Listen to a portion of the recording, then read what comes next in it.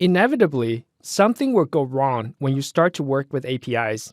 It is normal and no need to panic if you hit some errors. Besides the divide and conquer troubleshooting steps, in this section, let's talk about some of the API troubleshooting steps.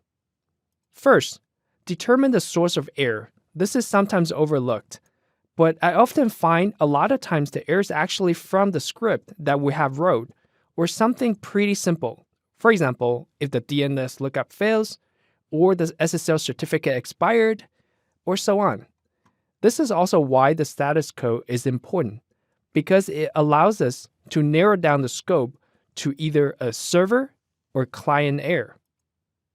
After determining the error code, based on the status class, do a more detailed look at the 2-digit error code. We spend a lot of time talking about common error codes.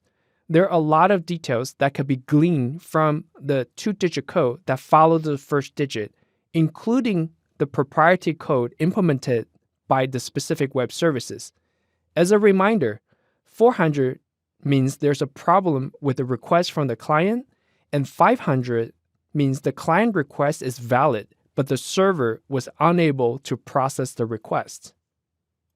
Finally, don't forget the 2 tried and true methods of troubleshooting, either the top-down or bottom-up approach. In the top-down approach, you start with the user application and work your way down to the lower OSI layers. In the bottom-up approach, you start with the lower layer and work your way up.